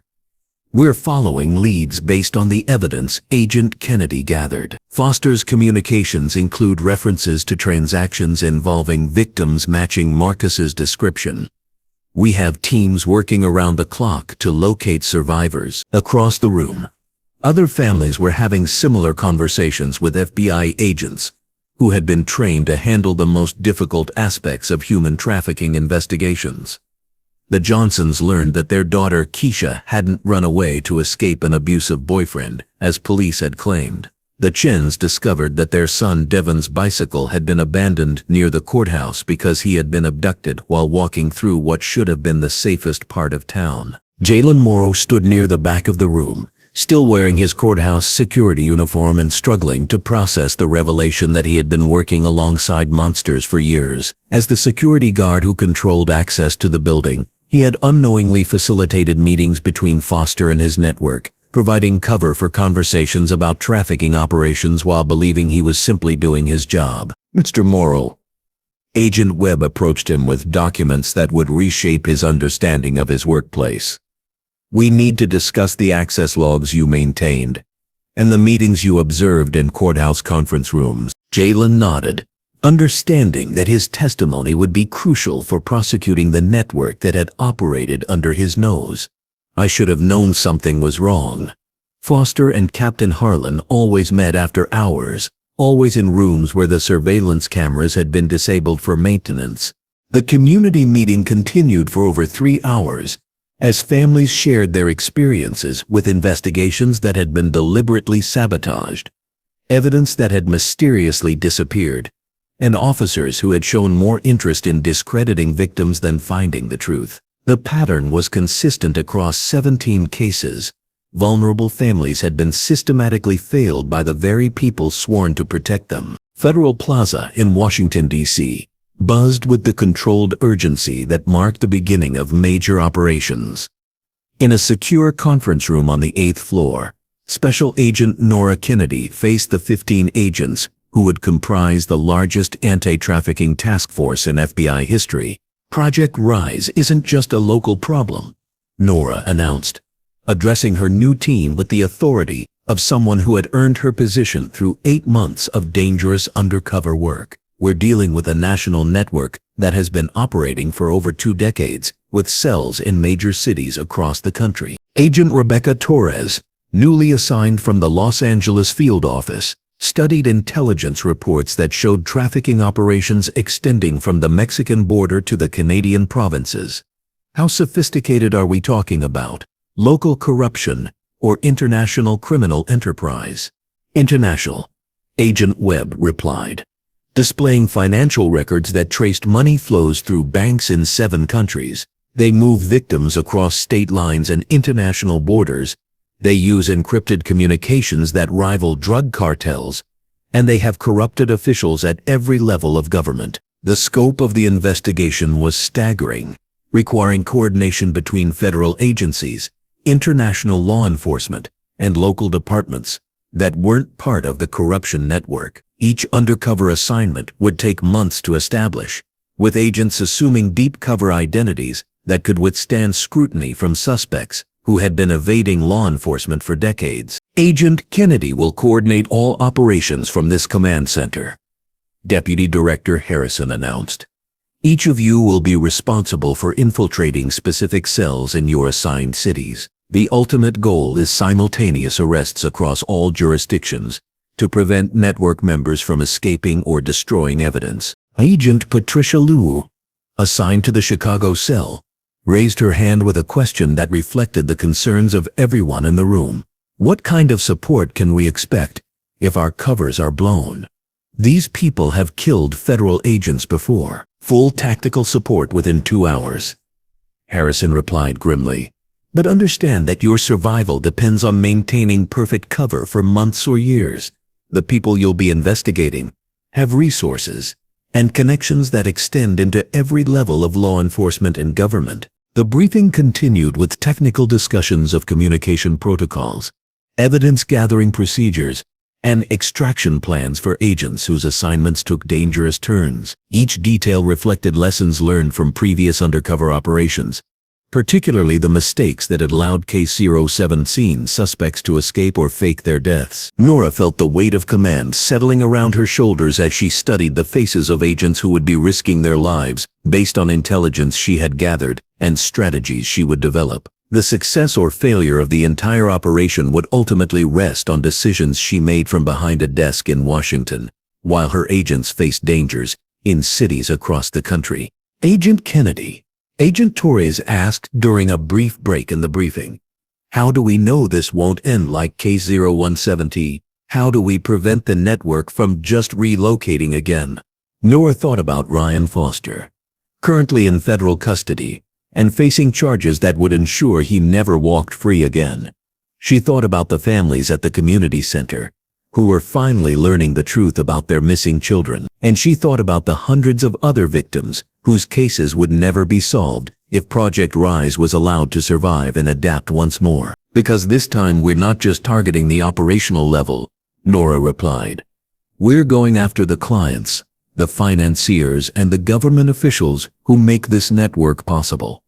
We're going to destroy the entire system. The task force meeting concluded with oath ceremonies for agents who would soon disappear into deep cover identities, becoming invisible hunters tracking predators who believed themselves untouchable. Operation Justice Chain had officially begun. Sarah Chen, a local high school teacher whose nephew had been harassed by Officer Foster 2 years earlier, stood before a crowd of over 200 people who had gathered to understand how their community had harbored such systematic evil. We can't just wait for federal agents to fix this, she announced, her voice carrying across the packed meeting room. We need to examine every missing person case, every suspicious arrest, and every time someone told us to stop asking questions. The Millbrook County Library had become an unofficial headquarters for community organizing. As word spread about the Project Rise investigation, citizens who had never before questioned police authority found themselves studying federal trafficking statutes and demanding answers about cases they had never heard of. The crowd included parents whose children had been targeted by Foster's network, courthouse employees who had witnessed suspicious meetings, and business owners who had been pressured to stay silent about things they had observed. For the first time in years, people were finding the courage to speak about incidents they had been afraid to report. Judge Ilara Finch entered the library meeting with the solemn dignity appropriate for someone whose courthouse had become the symbol of institutional corruption. As a federal judge, she couldn't participate in community organizing, but she could listen to concerns and ensure that the judicial system responded appropriately to evidence of systemic failure. My husband fooled everyone, Mira whispered to the woman sitting beside her, tears streaming down her face. I lived with him for 8 years and never knew what he really was. How many other wives are sitting at home right now wondering if their husbands are killers too? Mira Langford sat in the back row, her hands trembling, as she processed the revelation that her husband Ryan Foster had been living a double life that she had never suspected. The man who came home every evening claiming to protect and serve had actually been destroying families and trafficking children while she prepared dinner and watched television, oblivious to the monster sharing her bed. Your Honor, Sarah Chen approached the judge after the formal meeting concluded. We need to know how many cases were compromised by corrupt officers, how many people are sitting in prison based on planted evidence, how many families were destroyed by false arrests. Ms. Chen, federal prosecutors are reviewing every case involving officers Foster, Harlan, and their associates. Judge Finch replied, "We're looking at potentially thousands of arrests, hundreds of convictions, and decades of compromised investigations." Judge Finch understood that the Foster investigation wasn't just about trafficking. It was about the legitimacy of every case that had been processed through a corrupted system. Every conviction that relied on testimony from officers who were criminals, and every sentence that had been imposed based on evidence that might have been fabricated. 3 masked figures approached Nora Kennedy's apartment building at 2:47 a.m., their movements coordinated with the precision of professionals who had conducted similar operations before. Street cameras had been mysteriously disabled, and the building's security system showed anomalous failures that suggested sophisticated electronic interference. Inside her apartment, Nora was reviewing case files when motion sensors triggered silent alarms connected directly to FBI tactical units stationed throughout the city. Her phone buzzed with a priority alert: imminent threat, extraction team deploying, assume hostile contact. The assassins had come expecting to eliminate an isolated target, but they had miscalculated the level of protection surrounding the agent who had destroyed Ryan Foster's network. Federal snipers positioned on neighboring rooftops acquired targets through thermal scopes, while tactical teams moved through the building's service corridors to intercept the threat. "We have visual on 3 subjects." Special Agent Webb's voice crackled through secure communications. "Permission to engage." "Hold position," Nora replied, slipping into body armor, while continuing to monitor the intruder's progress through building surveillance systems. "I want them taken alive for interrogation." The confrontation lasted less than 90 seconds. Federal agents emerged from stairwells, elevators, and emergency exits with overwhelming force, subduing the assassins before they could reach Nora's floor. Electronic equipment seized from the suspects would later reveal connections to private military contractors and offshore accounts linked to Project Rise's financial network. Agent Kennedy, Webb reported after the scene was secured, "These weren't street criminals. Professional operators with military training and sophisticated equipment. Someone with serious resources wanted you eliminated." Nora studied surveillance footage of the attack, noting tactical signatures that suggested government training and access to classified intelligence about FBI protection protocols. The people behind Project Rise weren't just criminals. They were former law enforcement and military personnel who had turned their skills toward protecting a network worth hundreds of millions of dollars. "How did they know my location?" Nora asked, reviewing security procedures that should have kept her address classified. "That's what we need to find out," Webb replied grimly. "Either we have a leak in federal law enforcement, or Project Rise has intelligence capabilities that extend further into government than we realized." The assassination attempt confirmed that Nora's investigation had threatened people with resources and connections far beyond small-town corruption. Somewhere in the network's hierarchy, powerful individuals had decided that eliminating the lead investigator was worth the risk of attacking a federal agent. But they had miscalculated. Instead of silencing the investigation, the attack had provided evidence of the network's desperation and capabilities. Every piece of equipment, every tactical choice, and every communication intercept would become intelligence that helped federal investigators understand exactly who they were fighting. "Agent Webb," Nora said, studying photographs of the captured assassins, "I want to know who sent them, and I want to send a message that attacking federal agents comes with consequences they can't afford to pay." The federal detention facility in downtown Pittsburgh had never held a prisoner like Ryan Foster. Separated from general population for his own protection, he sat in a sterile interview room, staring at photographs of missing teenagers whose disappearances he had orchestrated. Across from him, FBI agent Marcus Webb waited patiently for the moment when desperation would overcome loyalty to the network that had abandoned him. 17 kids, Foster, Webb said quietly, arranging the photographs in chronological order. Marcus Williams, age 16, last seen walking home from work. Keisha Johnson, 15, vanished waiting for a school bus. Devin Chen, 17, found his bike, but never found him. Foster's hands shook as he stared at faces that had once represented profitable transactions, but now looked like accusations from the dead. 3 weeks in federal custody had stripped away the arrogance that had sustained him during 12 years of corruption, leaving behind a broken man who understood that his choices had destroyed dozens of lives, including his own. "They're not coming to save you," Webb continued, his voice carrying the calm certainty of someone who had seen criminals face this moment countless times. "Your network hasn't tried to contact you, hasn't provided legal support, and hasn't offered protection for your wife. You're expendable, and they've already written you off." The truth hit Foster like a physical blow, confirming suspicions that had been growing since his arrest. Mira had filed for divorce, his bank accounts had been frozen, and the lawyers who had once assured him of protection were no longer returning calls. The organization that had made him wealthy had discarded him the moment he became a liability. "What do you want?" Foster asked, his voice barely audible above the humming of fluorescent lights. "Everything," Webb replied, sliding a legal document across the table.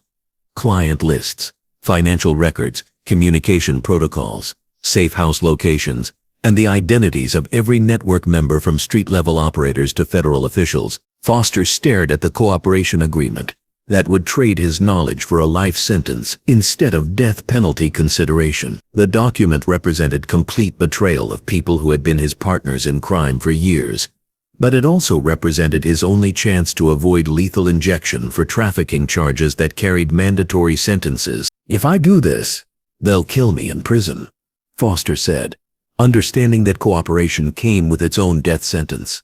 "If you don't do this, we'll ensure you're housed with inmates who know exactly what you did to their children."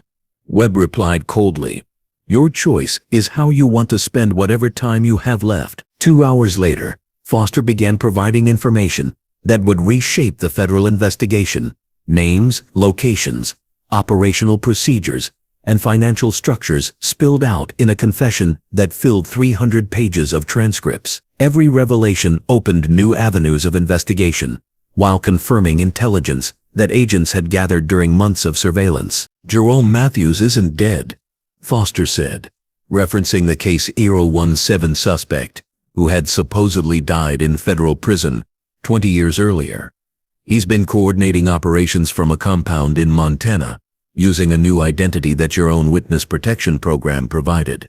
The revelation sent shockwaves through the federal investigation as agents realized that their own systems had been compromised to protect criminals who should have been serving life sentences. The scope of corruption extended into agencies and programs that were supposed to be beyond the reach of criminal influence. "Matthews has been recruiting retired law enforcement officers to expand operations into new territories," Foster continued. "He's building a network that spans from Mexico to Canada, with cells in every major city." Agent Webb listened to confessions that would result in hundreds of arrests, while understanding that Foster's cooperation had revealed a criminal enterprise more sophisticated and dangerous than anyone had imagined. Federal Prosecutor Elizabeth Warren's office looked like a war room, as boxes of evidence filled every available surface and computer screens displayed organizational charts that mapped Project Rise's criminal hierarchy. The case against Ryan Foster and his network had grown into the largest human trafficking prosecution in American history, requiring coordination between federal agencies and international law enforcement. "We have Foster's complete confession, financial records spanning 5 years, and communications intercepts that implicate 43 suspects across 6 states, Warren announced to her prosecution team. "But we're also dealing with defense attorneys who have unlimited resources and political connections that extend to the highest levels of government." The legal challenges were staggering. Defense teams were arguing that Foster's confession had been coerced, that surveillance evidence had been gathered illegally, and that the entire investigation was a politically motivated attack on law enforcement. High-powered attorneys were filing motions to suppress evidence, delay proceedings, and transfer cases to friendlier jurisdictions. "They're trying to overwhelm us with paperwork, while their clients destroy evidence and eliminate witnesses," Assistant Prosecutor James Mitchell observed, studying defense motions that seemed designed more to waste time than to achieve legitimate legal objectives. Warren understood that the prosecution was racing against time and resources.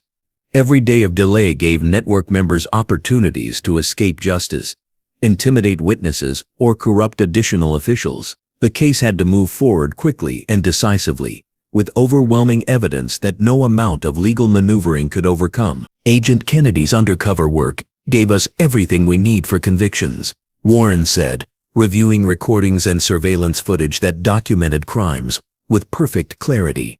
Foster's confession provided the roadmap for dismantling the entire network.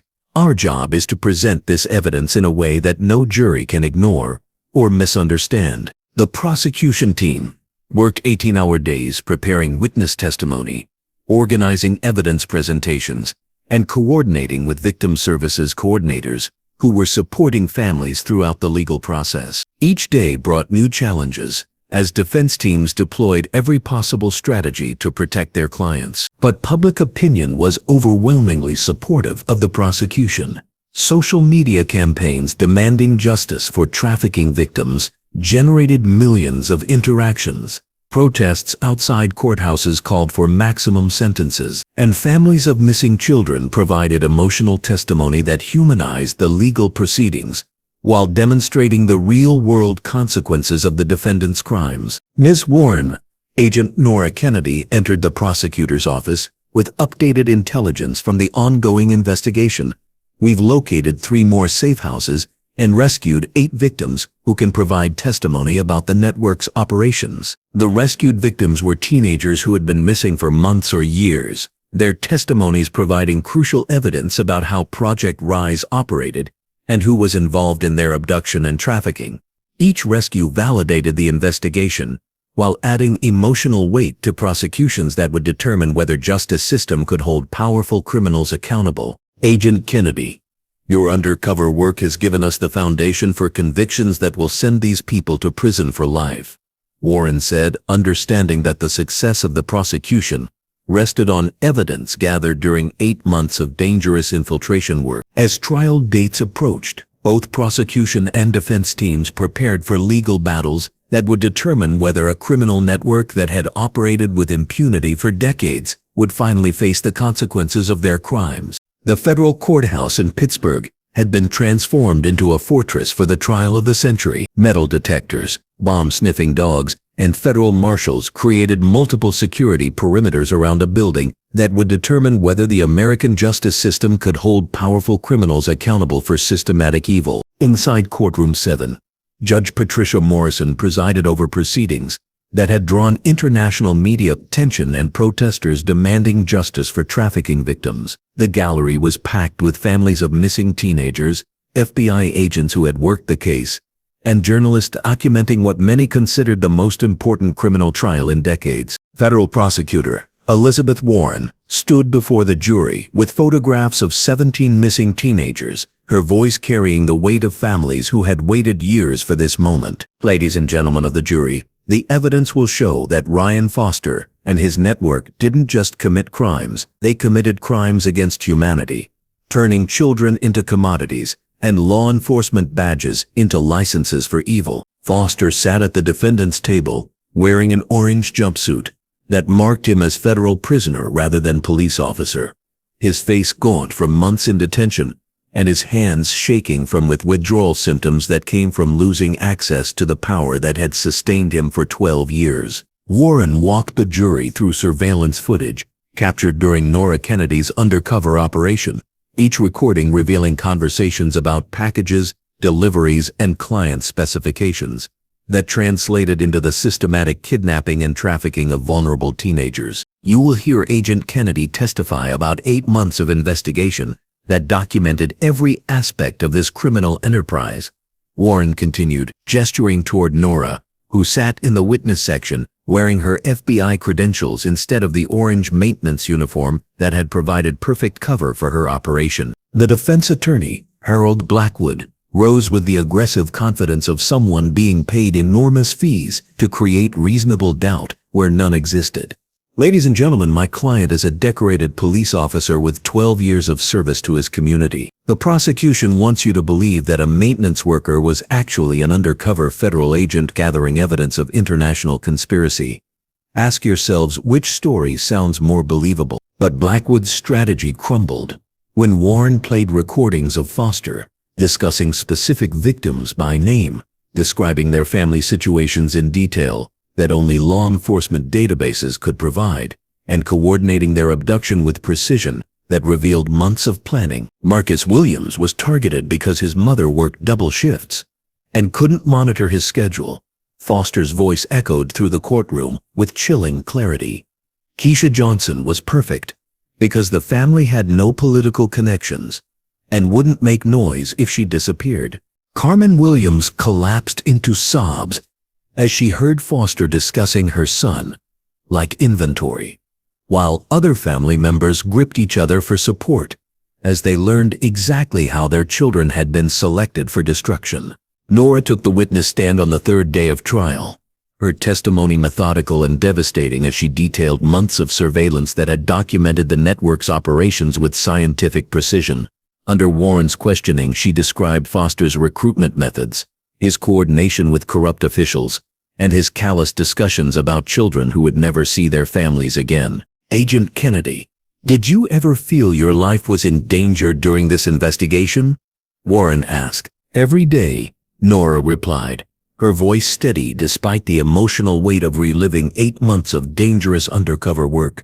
But the danger to those children was greater than any risk I faced. The jury deliberated for 6 hours before returning to deliver verdicts that would reshape public understanding of institutional corruption. Foreman Robert Chen, a retired engineer whose own family had been touched by Foster's network, stood with the gravity appropriate for someone announcing the consequences of systematic evil. On the charge of conspiracy to commit human trafficking, we find the defendant Ryan Foster guilty. The courtroom erupted in emotional responses as families of victims experienced validation that had been denied to them for years. Carmen Williams wept with relief, finally hearing official acknowledgement that her son Marcus had been murdered rather than having run away. Other parents embraced each other with the cathartic release that comes from seeing justice delivered after years of institutional betrayal. On the charge of kidnapping resulting in death, we find the defendant guilty. Foster's remaining composure shattered as he realized that his cooperation hadn't saved him from life imprisonment. The network had abandoned him, his wife had divorced him, and now a jury of his peers had convicted him of crimes that would ensure he died in federal prison. Judge Morrison's sentencing was swift and merciless. Mr. Foster, you betrayed every oath you ever took as a police officer. You turned a badge into a weapon against the innocent.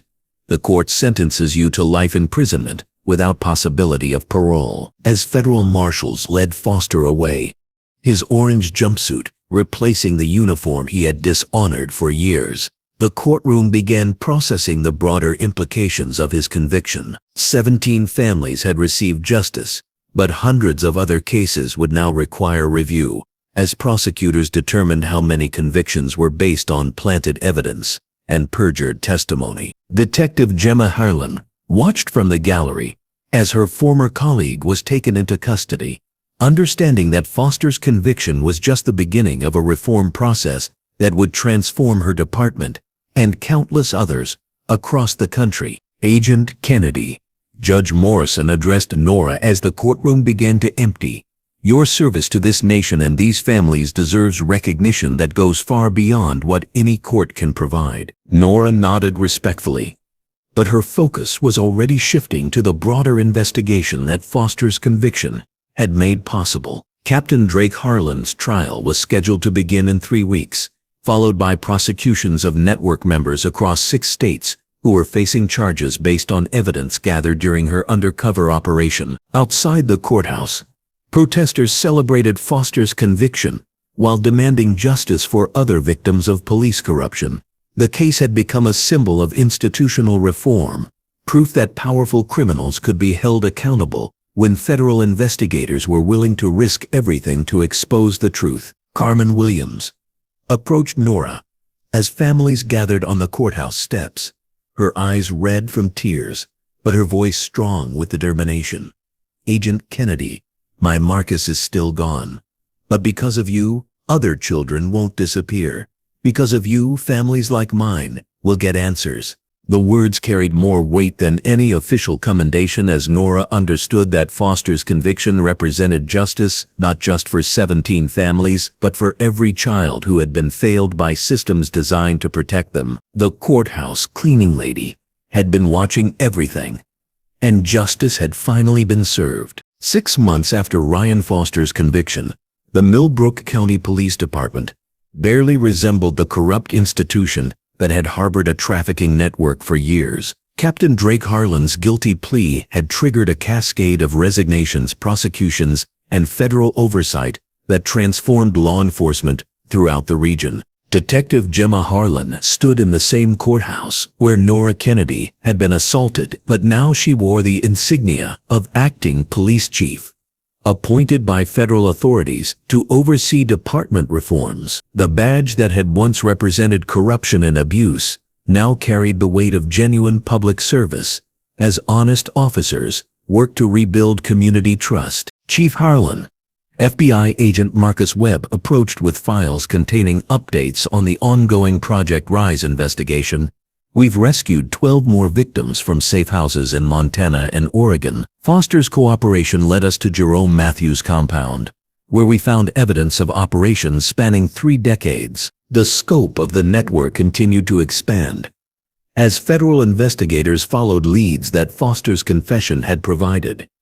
What had begun as a local trafficking investigation had become an international operation that exposed corruption in law enforcement agencies across North America. Jalen Morrow returned to his courthouse security position with new protocols that prevented the kind of access abuse that had allowed corrupt officials to operate freely. Security cameras now recorded everything. Visitor logs were monitored by federal oversight, and any attempts to disable surveillance systems triggered automatic FBI alerts. "Agent Kennedy," Jalen called out as Nora visited the courthouse to testify in Captain Harlan's trial. "I wanted you to know that my nephew is applying to the FBI Academy. He says he wants to fight the kind of evil you exposed." Nora smiled at the news, understanding that Foster's prosecution had inspired a new generation of law enforcement officers who were committed to genuine justice rather than institutional protection. The courage she had demonstrated during 8 months of undercover work was rippling through communities across the country as people demanded accountability from their public servants. Carmen Williams had established a foundation dedicated to finding missing children whose cases had been ignored or sabotaged by corrupt officials. Using settlement money from civil lawsuits against the county, she funded investigations that local police departments couldn't or wouldn't conduct. "Marcus would be proud," Carmen said during a memorial service for trafficking victims whose bodies had been recovered from locations Foster had revealed. His death wasn't meaningless if it helped save other children. The secure conference room at FBI headquarters buzzed with the controlled urgency that marked the beginning of major operations. Special Agent Nora Kennedy faced a wall of monitors displaying surveillance footage, financial records, and organizational charts that mapped criminal networks across 6 countries. "Agent Kennedy," Deputy Director Harrison announced, "Operation Justice Chain has been the most successful anti-trafficking investigation in Bureau history. We've rescued over 40 victims, arrested 87 suspects, and seized assets worth $200 million. But our success in dismantling Foster's network has exposed something larger." Nora studied intelligence reports that showed Project Rise's true scope extending far beyond American borders, with connections to trafficking networks in Eastern Europe, Southeast Asia, and South America. Foster and his associates had been middle management in a global enterprise that treated human beings as commodities in an international marketplace. The Montana compound was a regional headquarters, Agent Webb reported, displaying photographs from raids that had uncovered communication equipment, financial records, and evidence of operations spanning multiple continents. Jerome Matthews was coordinating with network leaders in 12 countries, facilitating the movement of victims across international borders. The revelation transformed Nora's successful investigation from a local corruption case into the foundation for combating international organized crime. The evidence she had gathered while posing as a courthouse cleaning lady had opened doorways into criminal enterprises that threatened children worldwide. Agent Kennedy, the President has authorized expansion of your task force to include international law enforcement coordination. Harassing continued. Interpol, Europol, and federal agencies from allied nations are requesting your leadership for operations that could dismantle trafficking networks across multiple continents. Nora felt the weight of responsibility settling around her, like armor, as she realized that Foster's arrest had been just the beginning of a much larger battle. The badge she wore represented not just federal law enforcement, but hope for thousands of children whose lives hung in the balance while criminals operated with impunity. Director Harrison, Nora replied, her voice carrying the quiet determination that had sustained her through months of dangerous undercover work. Those children deserve every resource we can provide. Project Rise may have been dismantled, but the war against trafficking is far from over. As federal agents prepared for international operations that would span years and continents, Nora reflected on the morning when she had put on an orange maintenance uniform and become invisible in order to expose institutional evil. The courthouse cleaning lady had been watching everything, and now the whole world was watching as justice expanded beyond national borders. The secure phones around the conference table began buzzing simultaneously as field agents from 6 countries reported arrests based on intelligence gathered during Nora's undercover operation. In London, a financial network that had been laundering trafficking profits for decades was being dismantled. In Bangkok, safe houses were being raided by local authorities working with FBI coordinators. In Mexico City, corrupt officials who had protected border crossing operations were being taken into custody. Agent Kennedy, Webb announced, reading updates from the Secure Communication Network. We have confirmation of arrests in 12 cities across 4 continents. The network Foster exposed has tentacles reaching into governments, financial institutions, and law enforcement agencies worldwide. Nora watched the global response unfold on multiple screens, understanding that her 8 months of pretending to be powerless had triggered an international reckoning that would save thousands of lives. The badge she wore represented not just her individual courage, but the collective determination of law enforcement officers worldwide, who refused to let evil hide behind institutional protection. The faces of 17 missing teenagers still watched from photographs on the conference room wall, their memory driving an investigation that had grown from local corruption into international justice. Carmen Williams would finally have answers about what happened to her son Marcus. Detective Gemma Harlan could rebuild her department on a foundation of genuine service, and thousands of children around the world would be safer because one FBI agent had been willing to endure months of harassment and danger to expose the truth. The cleaning lady was never invisible, Nora said quietly, studying the photographs that had started everything. She was just waiting for the right moment to clean house. You just witnessed resilience that refused to break. If this story deserves to be remembered, help us make sure it is. Subscribe, share, and let's keep these voices echoing for generations to come.